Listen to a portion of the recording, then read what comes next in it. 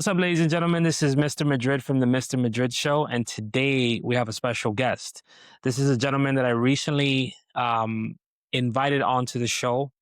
We've been around each other a few times, and I uncovered that he's a pretty interesting dude. Right? Upon talking to him, I found out that he's a pilot, and he has his own flight schools. Then I caught interest into it, like what does that entail and things like that. So that's what we're gonna dive into today. But if you can, please go ahead and introduce yourself. Sounds good. Yeah. Jim, call me Jim. Jim Kwasek, and I do own a flight school, a Chicago Executive Flight School. It's up at the Chicago Executive Airport, just north of O'Hare. And this is interesting. I mean, we're in interesting times right now with the flying industry. It's kind of a gold rush, and I don't know. It's just we're getting busier and busier, which is great. And It's always a good thing. the industry is, they say there's a pilot shortage, which there kind of was, but that's slowed up a lot now, which is good to a degree because it slows down some of the airlines hiring, which gives the chance for people to become more experienced before they become an airline pilot. Question for you now that you mentioned that there was a shortage, because I remember they were even asking people who had retired to come Mhm. back, right? Was that a real Right. In the thing? pandemic, a lot of people took early retirement. Oh, they left early. They left early. Some got laid off. Got it. Uh, And once they were laid off, then they took other jobs and didn't want to come back. So there was a big shortage, and there was a big shortage of captains specifically. Okay. So the way airlines flow is they start off with a small express, like United Express. They had enough first officers as the people sit in the right seats, but not enough experienced captains in the left seat. And Got it. so that became kind of a shortage because when you go from this, your United Express captains say up to United. So, and then you start over your right seats, and then eventually you go back to the left seat. So it's kind of an upward flow. So Okay. the United and what that pulled all these experienced captains, and so you know, they left the commuter airlines with the shortage. Oh, okay. So much. Understood. Now, Jim, how did you get your start into being a pilot? I think you see kids when they're little, they see airplanes, they want to fly them, they get interested, and then they see the hard work that goes behind being a pilot. And that's I don't know a lot of pilots. You're probably the only pilot that I know. Okay.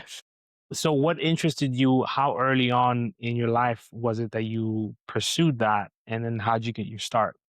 We used to do a lot of family trips, and I have a twin brother, and my brother and I used to fight over the window seat. And then I thought, oh, it'd be really cool to have the front seat. And so I actually got my first license at Chicago Executive Airport. It used to be called Palwaukee Airport. And then I went off to Southern Illinois University for a degree program. And they have an associate degree in aviation flights, 2 more years in aviation management. And during that time, since I went in with my private license, which is a great idea because it puts you ahead of the curve, I was able to teach at the university my junior and senior year to gain experience. And I also did an internship with United Airlines. Nice. This was back when they had DC-10s. So I was in the DC-10 flight department. What is that? So DC-10, very much like an MD-11. You see those cargo jets there's an engine on each wing and then one up on the tail. Okay.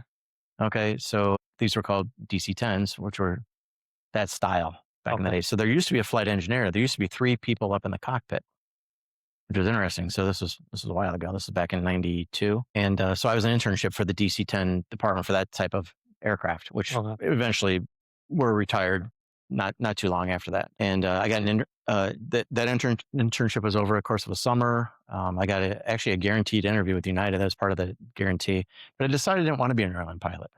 So when I got out, I started my company. Actually, one of my first students became my mentor. Because Wow. once you get out of college, you don't know anything about starting businesses and whatnot. So, so I had a mentor, and he was a real estate developer and an entrepreneur, and he helped me start the flight school in exchange for free flying lessons. Done. And so, just to give you an idea, this was back before the internet. We actually um, took the see, airports have all these negative signs around them. Federal offense, do not enter. They're not a very pleasant place to go. And so what we did is we took aviation out to the community. And so our really big boost, the first Christmas that we were in business, we went and rented a store at a mall. Okay. And and the malls don't want empty stores at Christmas time. It doesn't look good. So we contracted or cohabitated with another store that sold flying paraphernalia. They sold remote control airplanes, helicopters, kites, just anything flying. And I set up a little tent in there and sold flying lessons. And it was the first time anywhere that anyone had gone out to the public like this. So what did you do? How did you So, market yourself while you were in the location? so we were in the location, people saw it. And since not many people know that you can come out and try one flying lesson without committing to an entire course. It's a bucket list type of thing. Right. Try one lesson. So I mean, I was selling over 100 introductory flights a day in this mall, working mall hours by myself from 8 a.m. until 11 o'clock, whatever the mall hours were, the Right. entire Christmas season, selling all of these flights. I was able to buy my first airplane for cash. So it was kind of amazing how many people didn't know about this. They could do it. I mean, there was no internet. There's no way for people to know. And they go by the airport, which was this unfriendly place. And so we brought it out to them. And with that airplane, we were able then to buy a little 2-seat airplane. We'd throw it on a 4-place snowmobile trailer, take the wings off it, take it to festivals. And we'd set up this little tent, learn to fly here with a little raffle. And we get leads for talking to people. So that was interesting, building the business from grassroots, because again, there was no internet to advertise. Right. And Yellow Pages. We were in the Yellow Pages. So you had to be in the trenches. You had to be boots on the ground. There's no doing it. And at the time, aviation was also extremely competitive. There was like 5 flight schools at this airport where I started from, and ultimately put them all out of business. Yeah, what separated you from them was you were going out there. We went out, talking to people, and then so if you were selling, you sold about, you said 100 a day. Yeah. How much was each lesson? On the average, around $100. Wow. Yeah. So we're talking about close to 10 grand a day, right? 100 times. It was crazy. That's nuts. And what year is it? So this was 1994. That's 1994. So yeah, it was amazing way to get out and go out to the public, and then taking the airplane around to all these different adventure fairs and things like that. So besides just being a pilot, like, you're an entrepreneur, like it seems like you took a liking really quickly, and you had an idea, you took action on it. And I wouldn't say, I hate, sometimes I hate using the word luck, but you had the gift to be able to pull that one, because a lot of people go out there and they try their businesses and they're not successful. For you to put yourself, like, out of all places, I don't think I would ever, if let's say I was a pilot and I would start a flight school, I don't think I would go to the mall, but you thought outside the box and it was successful for you, which is awesome. Yeah, and that's the thing, no one had ever done that before. Right. No one had ever done that. So, there's a lot of things you have to do as an entrepreneur, and that is get outside the box. Right. Going to all these different festivals and just throwing things against the wall and trying them. And then along comes the internet, in which case, you start developing your websites. And back in the day, those websites were very antiquated looking, with AOL dial-up, whatnot. And so we just started growing the business that way. So.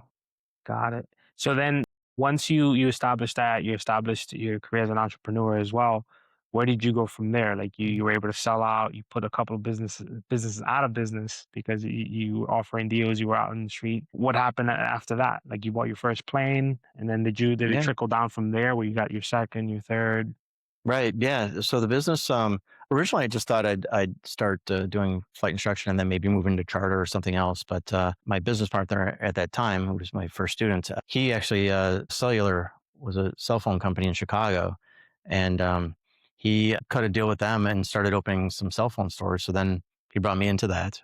And at one point we had 10 cell phone stores. That was interesting, learning about the cell phone industry. And then the original place when I got out of college, I actually was fueling airplanes at the time as well, just working on the line service. We took over office space in that building, and that company actually went out of business. So I took over the entire hangar and started a maintenance shop. So Crazy. we were working on my airplanes. At one point I had 15 mechanics, and we were working on other people's airplanes. So that was good to a point. I will never work on another person's airplane ever again. People are so particular and since I can't actually go out there and help the mechanics, that was too much of a bit of a headache, really. So we just end up doing aircraft storage and working on our own airplanes, and that was fine.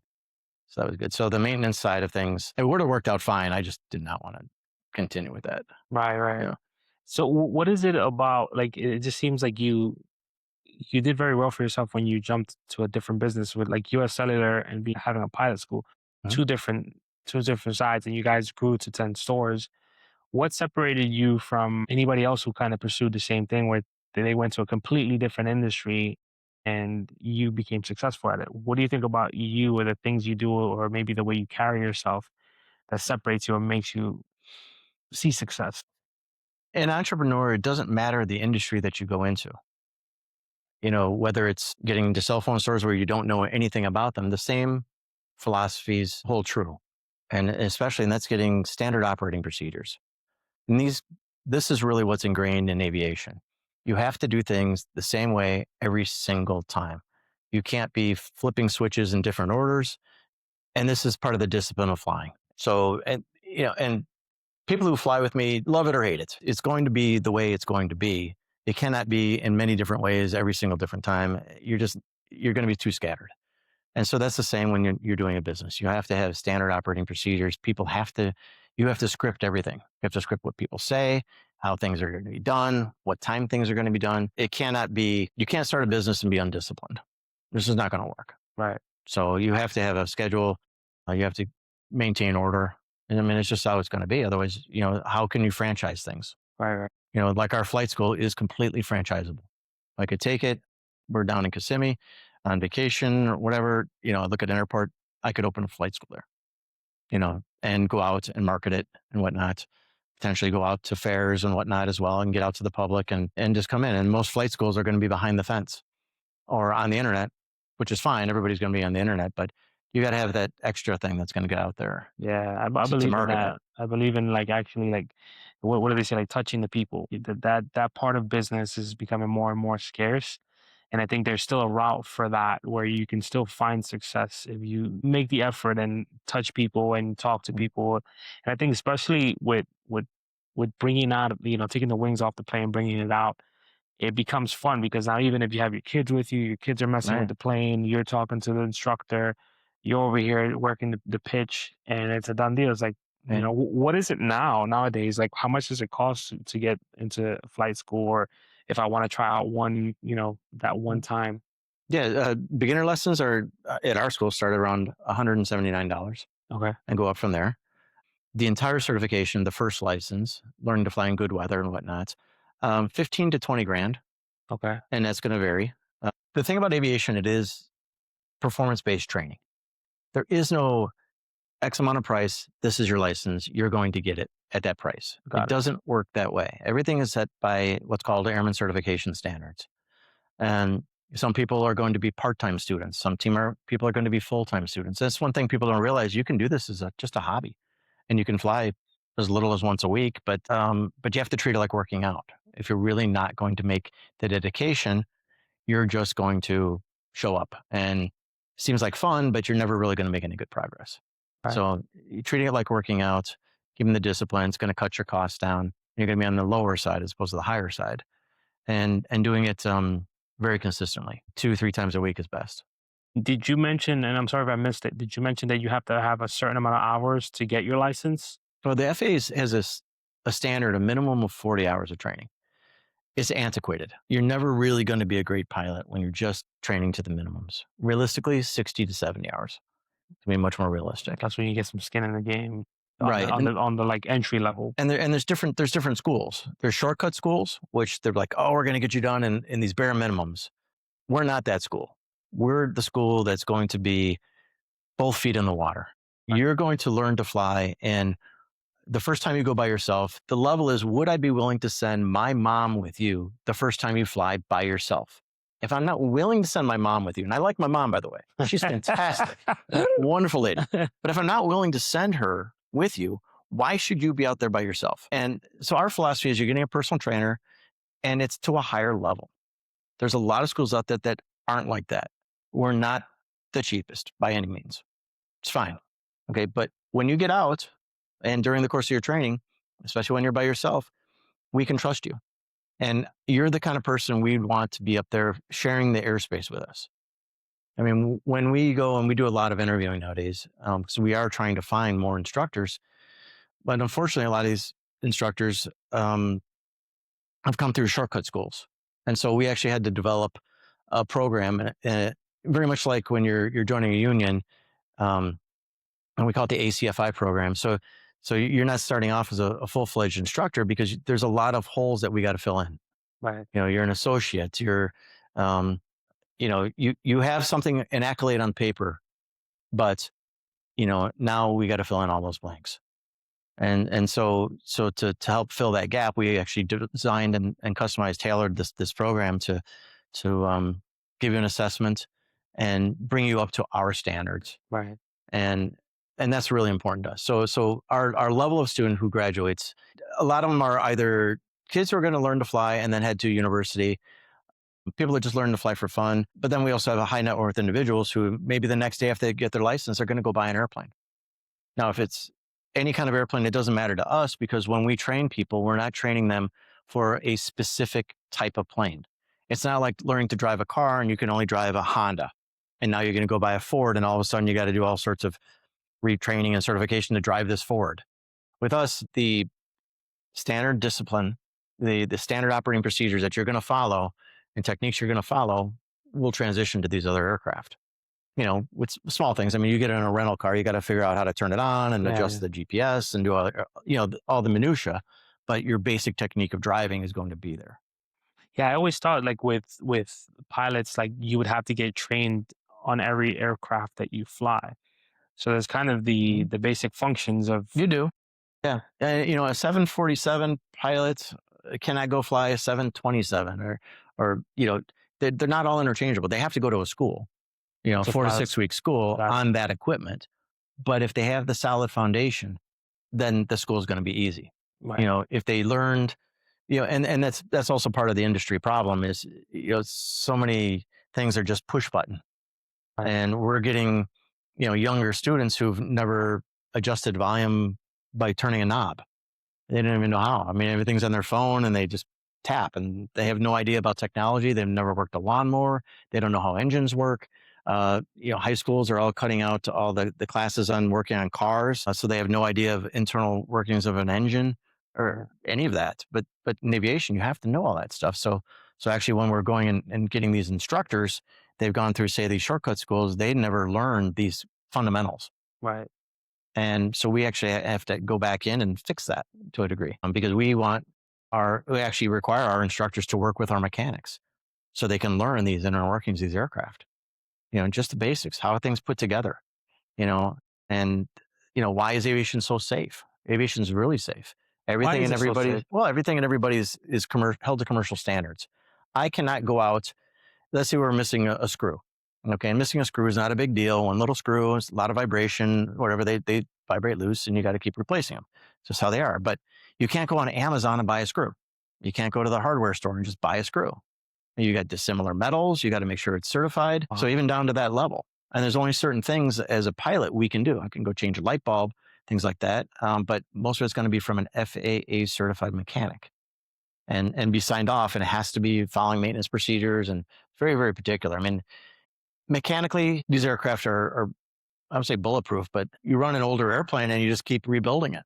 And it's always new. I mean, every 2,000 hours, we're throwing a new engine in. Every 50 hours, we're changing oil. And there's really things that are going to keep them up to speed and up to snuff. And it's like having an antique car that you could drive it forever as long as you're on top of it. Yeah. Funny you mentioned that. I started looking at like Ford pickup trucks, but like the ones from like the late 60s, early 70s. People are still driving those things and they maintain them. Some people, rebuild it and stuff like that. But that's pretty cool. I have a fear of flying. What do you say to people that are a little bit not a little bit, but just I kind of freak out sometimes in the airplane. Well, you know what? I'm actually afraid of heights on structures, but not in an airplane. That's crazy. Yeah, it's weird, right?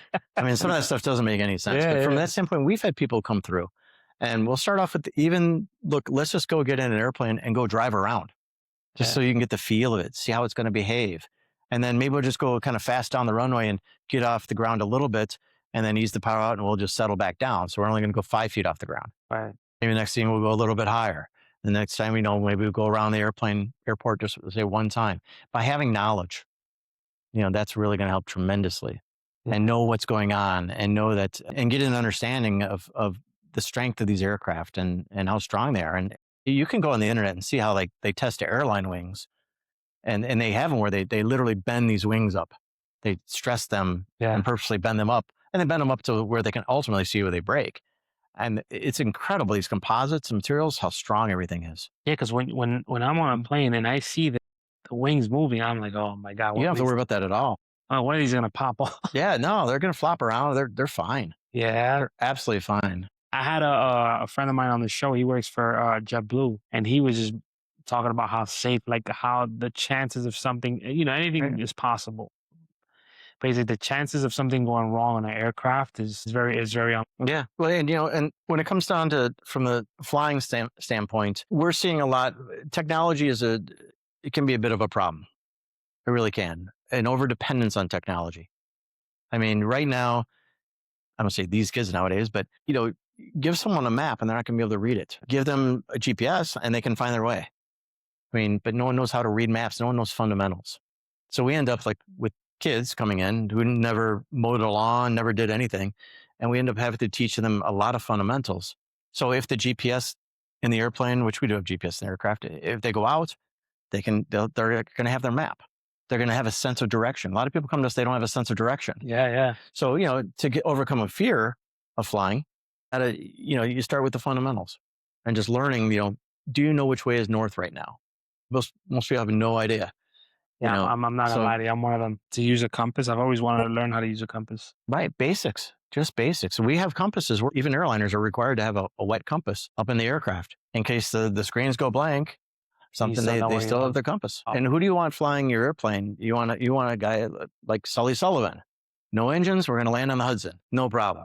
It's Okay. funny too. I was working on 95th, 96 on Broadway when that happened. Oh wow. I didn't even think to go like the Hudson River was like a 5-minute walk. Mhm. And I was working at the time when the aircraft landed, and I couldn't. It wasn't something that really interested. I think of I watched the movie and I'm like, what was I thinking? Why didn't that would have been so awesome to take a picture? Yeah. And that was like 2008, I think, right? So around that time.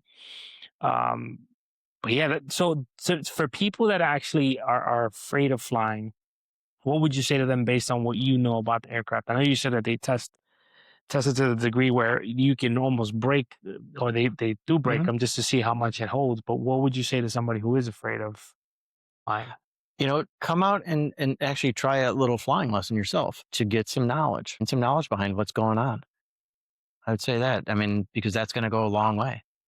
And besides, like, I know that you have like the SOPs of how you conduct your business and all the training that people need to go through. But what do you think separates you as the teacher compared to anybody else? Like, what is it about Jim or the folks that you have under you that separates you from the rest of the industry? Well, there's meeting basic minimums, and then there's creating an environment where, I guess, amateurs know the rules and professionals know all the exceptions. Maybe a way of saying it. So anybody can just go to the bare minimums. Okay. And, you have to go deeper. We interview, like I mentioned, a lot of people, and they will be throwing around technical terms because their instructor used those technical terms. But then I'll ask them to define it. And they never go deep. They never go deep enough. Okay, they just don't know. So that's been an ongoing problem with the industry, especially since COVID. Flight instructing for most people, it's a stepping stone job to go up to, say, the airlines. Okay, well it's not the way I approach it. I mean, every flight's a mission. I was never in the military, but every flight, we have You goal. were like the way you talk about SOPs and just the way you're structured, and like even the fact that you said you applied what you know about aviation and the way you conducted business there over to U.S. Cellular. It sounds like somebody who has. But continue. Sorry. Yeah, but that's the key. It is about discipline, and it's about being engaged.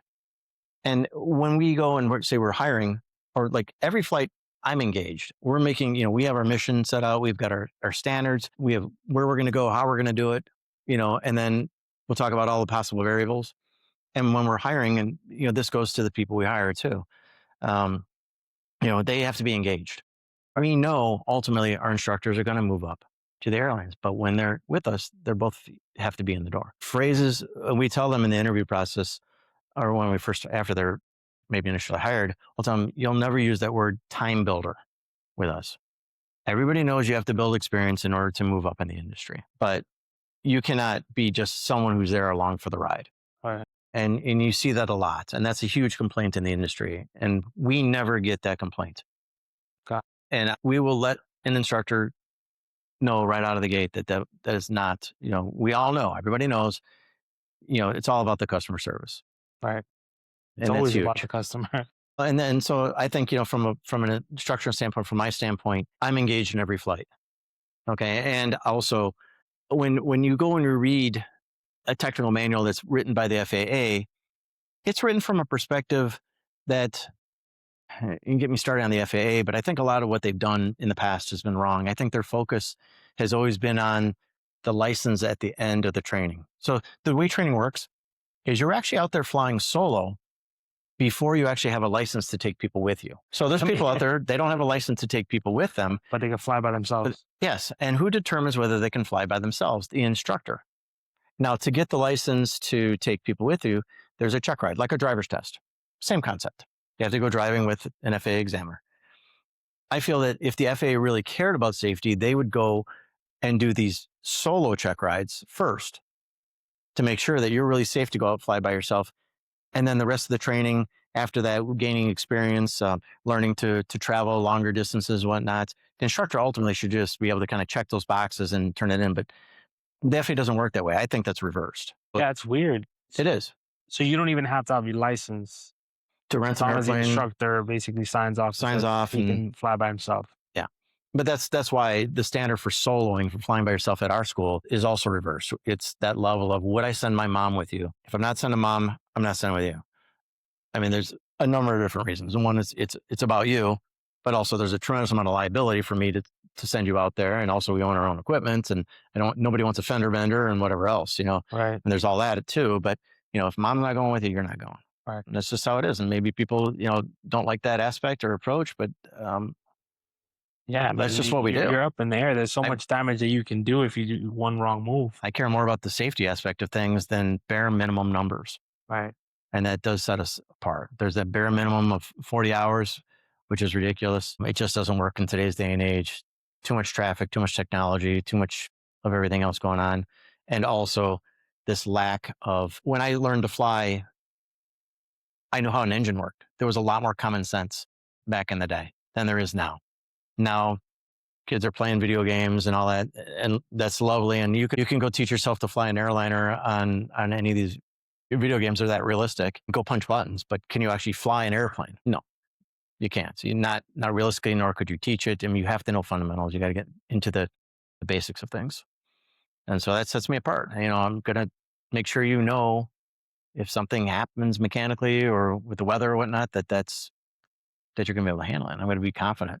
That's awesome. That's awesome. So it doesn't make me nervous at all. I remember when I first started flying, first started teaching, and say you were my student to go out fly by yourself, you'd be sitting there going, oh my gosh, I hope this person does everything I told them. And now if I'm certain you're loose by your solo, I'm like, all right, I'll meet you back in the office. I'm only going to maybe stand around to do some filming for you, but I'm not sitting there worried about you. Right. I just know that you're going to be able to handle it. There's absolutely no nerves. The scariest part for me when being in an airplane is when you're landing, which is the part of flying that's, I wouldn't say the scariest, but what's the most difficult part of flying? Is it taking off? Is it being in the air? Is it landing? Yeah, it's going to be the landing part. Landing, right? Yeah, it's definitely going to be the landing part.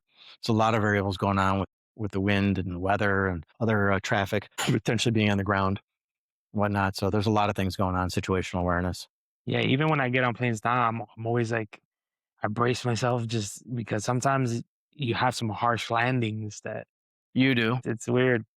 What would you say? And I know we had this conversation offline, but just for the sake of the pod, what was one of the moments where it scared you being up in the air?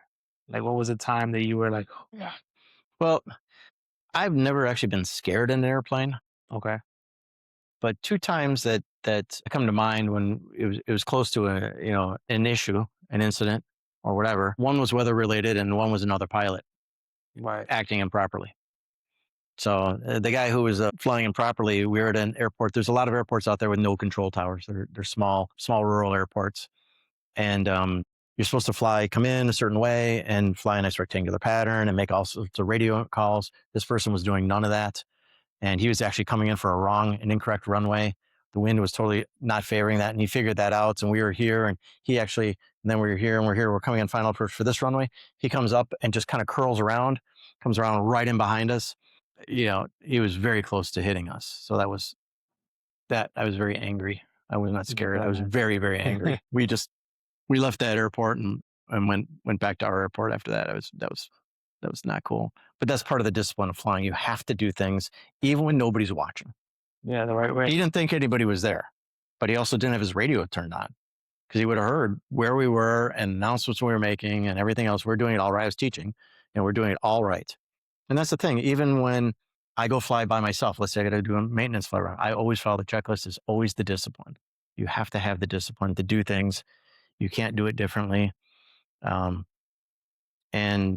that's really key. And that's part of the flying, and that's business development. Whatnot. You got to have discipline in that. So that was the one time that we almost got clipped. There's a girl that and I'm sorry to cut you off. She goes live and she does the checklist and she's radioing in, letting them know I'm about to fly at this time, taking off from this airport.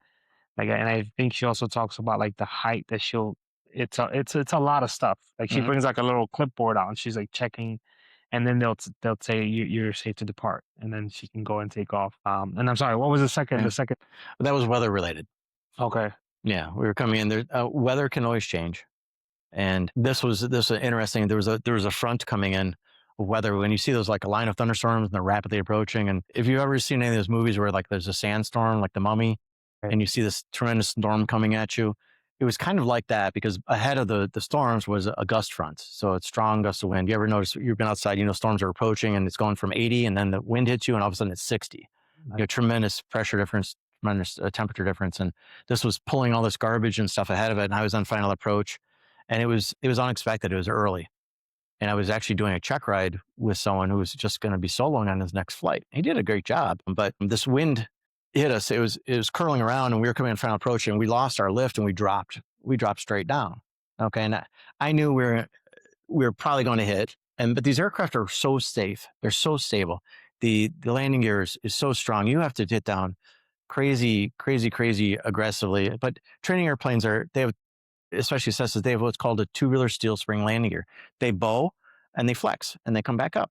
So I was expecting us to bounce this thing. Okay. But we caught air right at the last second and it literally just stopped the airplane on the runway when we touched down. It was crazy. I was thinking, we're going to go to a chiropractor after this. but yeah, we dropped straight down about 100 feet. So that was pretty close to hitting the ground. There's about 5 airplanes waiting to take off. And they all phoned in and said, "I'm good. We're going back to parking." If they all saw us drop out of the sky, so yeah, that student didn't come back. By the way, he didn't. I don't blame him, but if we didn't catch that wind, it was going to be hard. Fine. Oh, if it would have been harder, it would have been hard if we didn't catch that extra wind that caught us at the last second. Yeah. We didn't bounce. We literally just we caught the wind at the last second, and the airplane just stopped on the runway, and we're just like, wow. That's crazy. But if we didn't catch that wind, we were going to bounce really hard. But part of what it was, we caught the wind, but also when you have that situation, you can put the nose up or down. In this case, there's a fine line. When we practice this, it's called minimum controllable airspeed. It's the speed at which if you fly any slower, the aircraft's going to stall, and they don't just fall out of the sky. They're built nose heavy. They're balanced. The nose will drop, and then you'd gain air and continue flying. But so we practice this angle. If you drop power, it's going to stall. If you pull up too much more, it's going to stall. If you increase the effective weight of the aircraft, not to get technical, but then the aircraft's going to stall. But in this case, so when you get that kind of a drop happening, you want to put that nose right at that specific view, that angle. Right. And so I did, and gave it full throttle at the same time. And then I was just waiting to hopefully catch the air so that we wouldn't hit down too hard, but we were right at that fine line. And that's also part of the discipline of flying. It's not about like reading all the gauges and seeing all these fancy screens and whatnot. It's looking outside. It's listening to the wind. It's listening to the engine. It's knowing the angle that you need to be at to get what you need out of that aircraft. I mean, like right now, if you drove a car, you could probably take it up to 45 miles an hour without even looking, just by wind noise, about what gear you're in and whatnot. It's getting that comfort level. Right. And so we did that. And so we did not crash. I've never crashed an aircraft, nor have any of my students ever. They've never even had an incident. Nobody I've ever taught. The way you talk about flying, it makes me like, nah, I'm interested. So good. And like the safety behind it, what you're talking amazing. about, it's pretty awesome. And just the one thing I love overall with anybody is when I see that people have discipline and they have structure in the way that they do things, and that you hold the bar so high to make sure that not only your planes are safe, but it's more importantly about the actual student and making sure that they can take your mom up in the air without you being worried about it, which is awesome. For these type of planes, I'm always curious about like what are the like how much does a plane cost? Like the first one that you purchased back in the 90s, you said, right? How much was that first plane that you got? It was used and it was 18,000. Okay. That was at the time. That same particular aircraft nowadays would be about 35,000. Where inflation, you're saying? Like, Yeah, but that's a used older airplane. Cessna aircraft were originally built like cars used to be built, where you were going to keep it for about 3 years and get rid of it. And then came out the 5-year engine and powertrain, and then now 10-year. So, we may be operating an aircraft. People ask, well, how old is that airplane? So look, the airframe was originally built in 1984, but that engine is, 6 months old. Those radios are from last year. We just put a new interior, new paint. I mean, you're just going to keep rebuilding it, and it'll fly forever as long as you maintain and keep doing it. So it's like, how old's that plane? Which part? Point to a part. Okay, well, he just replaced it last week. And so we're just always constantly maintaining. So from a maintenance standpoint, I don't remember what your question was, but these aircraft, from a cost standpoint, I would not. A new Cessna aircraft right now that's going to be coming out of the factory is going to be around 700,000. okay. Okay. I can take an older airplane. And I've already done the numbers. An aircraft that was built in, let's say, 1985. I can put a new engine in it. I can put new interior, new paint, upgrade the radios, and do all that stuff. And I can do it for 350,000. And I'm going to do it to the level where there's not going to be, when you get something new, there's always that risk of the cheap Chinese crap that was put into it, or a lot of the So mechanics retired and whatnot. Yeah, the way you don't have to work out the bugs, but if I'm going to rebuild something, it's going to be better than the newer ones. It just will. Yeah. Tried and true, and the way you want it done, customized. So buying a new airplane is not necessarily good from that standpoint. I always wonder because I like every now and then I'll go on TikTok and I see people that fly. They have like the two passenger planes. They're really small, Yeah, but they're those. awesome. Mm. And they talk about like, oh, I bought this plane for I don't know 40,000, Mhm. but it's a really old plane. I always wonder like if you're gonna be in the air, why would you go on something? Oh, now it makes sense. The Yeah. fact, and you told me this when we spoke last time too, that you renovate these things and said, oh, Mhm. now that you went into details, that's Yeah. awesome. And the thing is too, do just like cars, do airplanes change the way they look? Like the newer ones have a different body type than the older ones, or do they keep them relatively the same? What changes a lot is the composites and the materials that they're made of. Right. And then you're going to also see, um, like the Cessna Skyhawk, which is probably the most popular trainer in the world, has not changed look wise. Right. I mean, you can paint an older one, similar colors, same colors, put them next to each other, and be like, you really can't tell them apart. So small changes. What happens with a lot of the newer ones is going to be the materials that they're made of, like composites, but the fundamentals don't ever change. You can't change aerodynamics. You can make it a little sleeker and a little more fuel efficient. The engines are tried and true. They're pretty bulletproof. You're going to get newer things in there, like say parachutes. Parachutes, I don't like the concept of parachutes unless you're going to say fly, do a lot of training in the mountains or something, because these aircraft can be landed on golf courses and streets. You see it, I don't see it too much in the news, but you do see it in the news, and people are fine. Right. Okay, you've seen a number of cases where people were so reliant on new technologies, like I'm just going to pull the chute. One guy, when he pulled his chute, it didn't go off. And so then he just landed in this cornfield and he was absolutely fine. He never needed to pull the chute in the first place. And then if you pull the chute, that means Then you're floating down in this airplane that's being held up by parachutes. wow. So I think people would be too ready to pull the chute instead of fly the plane. You've got to fly the airplane. That's number one in any situation. Fly the plane. And then that's one thing we run across when we do interview people. We'll run them through different emergency situations. And it's kind of rare that we'll hear it once in a while. And those are the ones that make it through our process.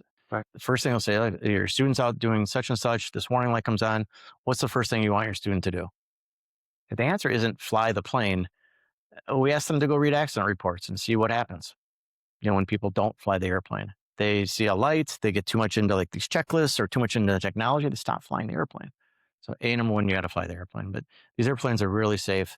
So fundamentally, the newer aircraft, maybe sleeker, cooler paint jobs, maybe composite, whatnot. But you'll take an older one that's rebuilt. From a training standpoint, yeah. Now, here's an interesting question, and we were talking about this a little bit offline. How does AI integrate into the airplane world, the flight schools, and just being a pilot? Do you foresee that being like completely where we're not going to have a human behind in the cockpit?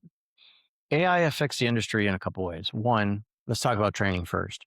We've had students, we'll give them take-home tests, and they'll come back with an AI-generated answer. And this is affecting colleges. My sister teaches at a university, a community college, and people try to cut corners in the way they can. Right. It's kind of call it human nature, but you actually have to know things. And AI is wrong. I put in a lot of aviation questions into specifically, I don't say the brand, but you put them in there and it comes back with wrong answers, old information, stuff that's no longer relevant. Regulations change and whatnot. It's not where it needs to be. Yeah. But I'll say these kids nowadays, but people, they try to shortcut and cheat it. They got to know and have both feet in the water. I don't like the concept of everyone being, having the aircraft fly themselves too much. Like, you got to have pilots in there. You do, because if the screens go blank, how many times is your computer locked up on you? Yeah. Aviation stuff is pretty good, but you get the 737 Maxes where you've got these say computer, reliant pilots, and then the computers go wrong and they don't turn off the autopilots. Okay, well, you were too reliant on the technology and too reliant on that stuff. It's getting scary, but it's getting better. But you still hear about Amazon drones running into towers and things like that. Right. You hear about that, all the time. Sometimes it makes the news, sometimes it doesn't. But there was that one news story where it hit the tower, and then like an hour later, another one hit exactly the same place. And there's a lot of accuracy involved. Right. To hit the same tower twice, it just was something that was unexpected. There was no way to compensate for that. You see that with the driving cars. They hit people once in a while, and there's still a lot of bugs to be worked out. Yeah. So being that we're talking about stuff like that, what do you think is going on with all the accidents that have been happening in the airports where, like, what do they call it? The tower's not communicating with the pilot. Like, what do you think that's about? That's the question. It goes back to the fundamentals. We hear it a lot. One of the things we hear specifically with regarding communications, and this happens with a lot of corporate pilots, they have a number of different radios. One of the things you need to do when you change a frequency or when you're told to change a frequency is you want to change the frequency, and there's a little squelch thing where you can hear the static. You can verify that you're actually on that particular frequency. And people don't do that. And so just most recently, you have these airline pilots they were landing at LaGuardia, and they were talking to JFK. And they're in 2 Mile Final, and they went around. I just read the article yesterday. It's like, seriously? That goes back to fundamentals. So there was so much of this gold rush to the industry that the FAA lacked a lot of oversight. And we've talked to the FAA. We had conversations with FAA about this. They didn't have the oversight. They didn't have the manpower to go in and regulate. And so these schools, they have what's called self-examining authority. Now, not all of them are bad, okay? But there's a few out there that are atrocious. And what they were able to do is, okay, you want to get a driver's license, right? You own the driving school, but you can also give the driver's license out.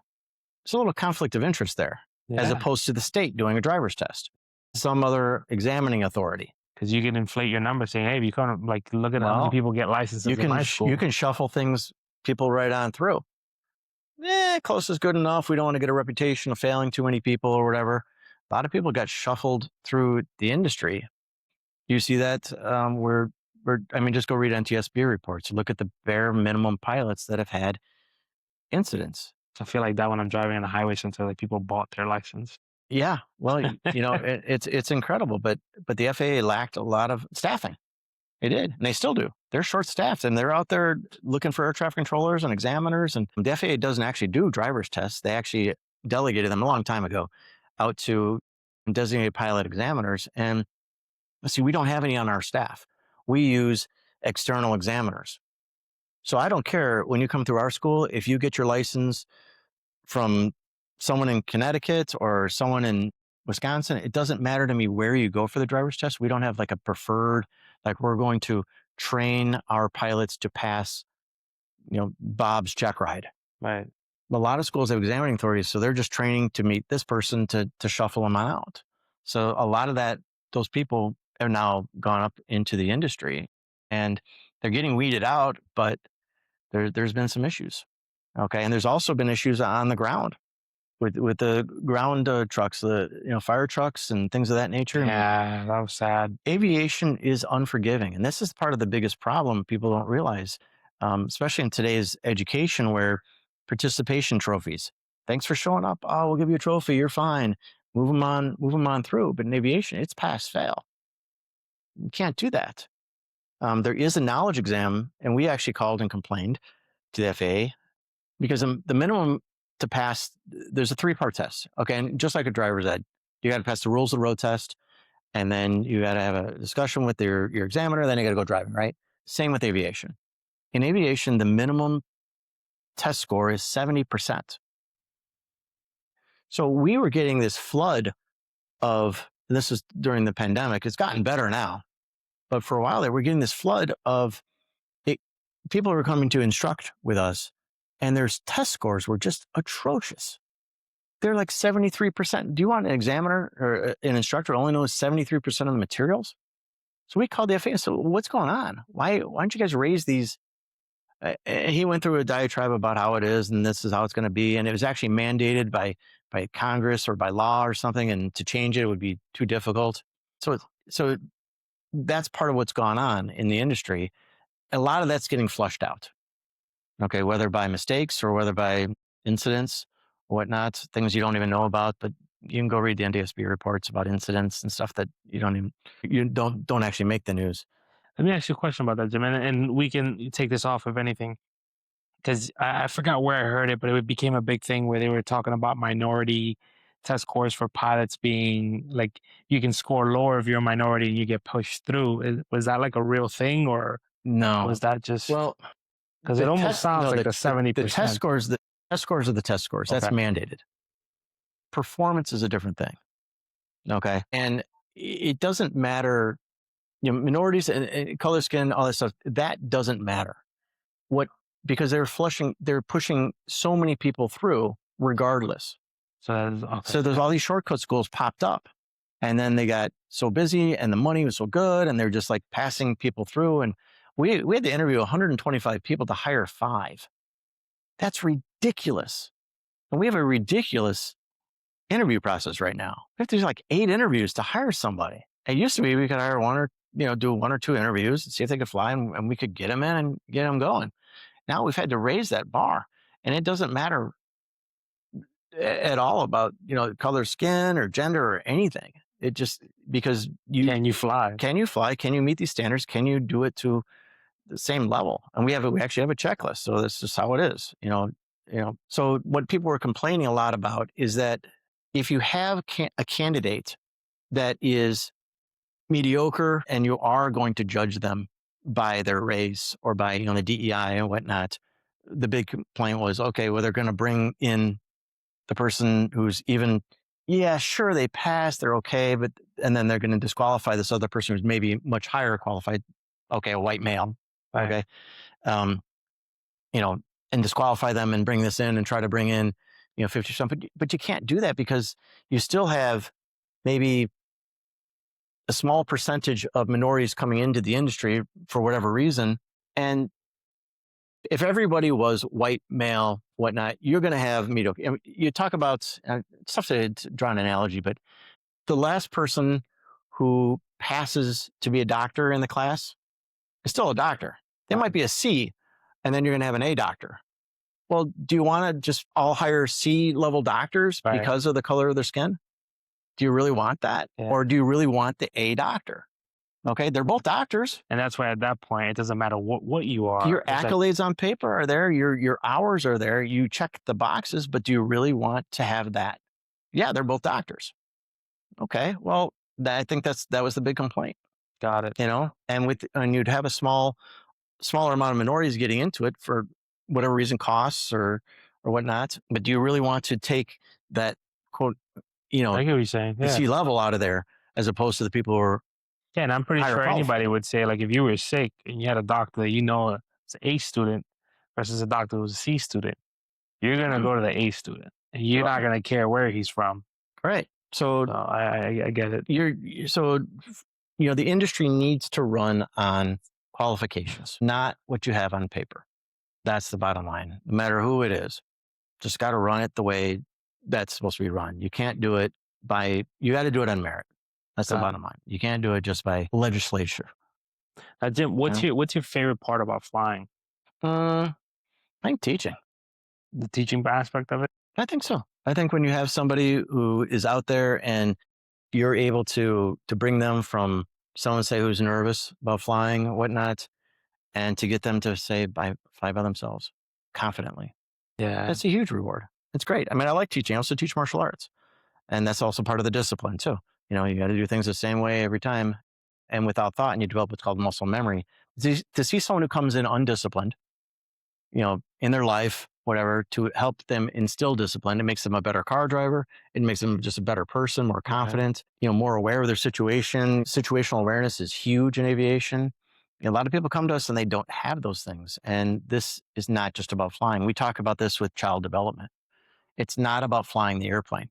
Child development, we're teaching them fundamentals. We're teaching them discipline, respect, rules, regulations, mechanics, wind, weather. I get people call me up and say, what's the weather going to be tomorrow? Follow the aviation forecast because it's so accurate. My mom would always do that. Not a lot of room for error there. It's almost like it reminds me of, here in Florida, you can carry, and it's a similar situation, not similar, but that's what it reminds me of a little bit of. They were giving everybody the permit as long as you took a 2-hour course, you get your permit to carry. But the margin for error there's none. Like, you pull the trigger by mistake and you're in a load of trouble. So it seems like it's the same way. Like, you can't have an off day. There was a comedian that came out and said, would you like to be on a plane with a pilot who has an off day? And it's just like, I don't really feel like flying to the best of my ability today. There's none of that. There's no room for that. There's no room for having a bad mood and not wanting to. Yeah. You can't do it. Did you see that SNL skit? They're parachute instructors. No. Oh, you should pull it up. It's an SNL skit, and it's one with Michael Keaton in it. He's one of the parachute instructors. He was the guest star in there. Nice. And when the instructor's just like, I don't know, I just feel off today. And then the pilot pulls it. Says, yeah, I feel the same way. And, and then Michael Keaton's on the phone and he's just like, you mean I don't get the kids anymore? He's just like, you just got this bad news and you got these people are going to go parachute, and they're all nervous. Like, I don't want to go. Yeah. It's a great skit. You should find it. We'll pull it up. You can. And in aviation, that's the thing. We have a, I'm safe checklist. If you're having a bad day, if you didn't get a good night's sleep, certainly if you're under the weather, these are all factors. And a lot of issues you'll see with pilots is this kind of I got to get somewhere. And the external pressures are tremendous for some people. For me, if it takes me more than 5 minutes looking at the weather, I'm just not going to go. It was like that kind of borderline day. Right. But I've got 30 plus years of experience to be able to know what I'm looking for. And if I'm not going to go, I'm just not going to go for, any number of reasons. But yeah, so you have to you got to be on. You can't be on the weather. It's such an awesome thing. Like, my thing when I used to live in New York was to go drive down the Hudson River, the Hudson Highway, and just blast the tunes. I could just picture myself just flying by myself and just blasting some Marvin Gaye and just Oh, it's how cool. I love you traveling. My wife and I have taken an aircraft, and we flew over to see her sister over in Detroit, and took an airplane up to Washington Island, which is on Lake Michigan, and we're going to do some more trips this summer. And it's fun to be able to get places too. We flew back yeah. from Texas, bought an aircraft from Texas and flew it up. Just fun trips, be able to get places. So And how far can like what's the furthest that one of your planes can go? Like it from I'm assuming from Chicago over to Texas, um, well, or do you you'll stop? stop for fuel. But So I flew an aircraft down to Mississippi for fuel. I stopped one time. You're going to go about 3.5 hours, and then you're going to want to use the bathroom anyways. right. No bathrooms in these small airplanes, and unless you want to go pee in a bottle or something. So you're going to go about 3.5 hours, and you're going to go, 400 or 500 miles, Nice. and then you're going to stop. And how high up are you Yeah. flying? That depends a lot on the weather. Okay. Okay, we factor how far can you go? Okay, well, it depends. Do I have a headwind slowing me down or a tailwind pushing me along, which is huge? It's night and day. I once did a trip from Chicago down to Southern Illinois, and the cars in the expressway were passing me when I was flying. Oh, so what is I mean, you're the better wind off was going just driving. gangbusters. And another time coming back from Texas, we were going so fast. The wind was just howling and pushed us along so fast. It was amazing. So the wind makes a big factor and how high you want to go. Because the winds oftentimes when you go higher will get stronger, and then Right. you're either a tailwind or a headwind. Yeah, I see that Cloud heights with my affect us. drone when I put the drone up. Like if it's low, and yeah, I have a little drone, but you can tell because the higher up it goes, I see my drone just being pushed around. So I Mhm. could just imagine how it is. Jim, before we close out, anything you want to tell the viewers, the listeners, just either about your business, your experience, or any tips that you have? Sure. I think that going into aviation, you have to have a realistic expectation that it's not just about flying the airplane. It's everything else. I mean, flying it is just a piece of equipment, but it's all the rules and regulations and wind and weather and that kind of volume of knowledge. And especially for kids, close is not good enough. You can't not do your homework. I mean, you really got to want it. And we've seen it where parents are more the pushing factor and the kids don't really want to do it, and it's just not fun for anybody. Right. So you got to have a love of it, and it can be really rewarding, even if you're not going to learn to fly to ever, um, buy an airplane. But you want to use it as check it off a box, get a license. We see that in martial arts, people get a black belt, and then they don't go to second degree, third degree, fourth degree, or any other degree. They get a black belt and they quit. Right. But it's a good personal achievement. It makes you a better person. So it's not just about flying the airplane. There's a lot more to it. And it's great. And that's really what we focus in. And I think that really sets us apart from other schools. We're training you, as a person and getting a personal trainer as opposed to just, go read the books. We'll hit the bare minimums, Good scoot you stuff. along kind of thing. Doesn't work. And anything you have coming up, any events for the company coming up? We're getting another aircraft on board. It's one of the newer little two-seat aircraft with nice glass cockpit with the screens and whatnot. That's pretty. And we're also going to be adding on another four-seater, which also have glass on there in the next, hopefully within the next month or two. So we got some new aircraft coming on board. And where can people find you if they're interested, if they're in the Chicago area or if they happen to be there and they want to come check you out? Sure. Where can they do that? And you can call us 800 I will fly Okay. or chicagoexecutiveflightschool.com, all spelled out. Okay. It's No long. shortcuts. chicagoexecutiveflightschool.com, or just call us at 800 I will fly. That'll be Well, Jim, thank you for being on the show today. all right. Appreciate you answering all my questions. Yeah, hopefully I make it out to Chicago and we can Let's do go one of fly. these Absolutely. in the plane. That'd be amazing. That'd be some real fun. Yeah. I think next year I might bring an airplane down here to Florida though. We'll go flying. So we'll do it either or. That would be awesome. Well, All right, thanks, appreciate you man. so much. Appreciate it. Thank you for jumping on.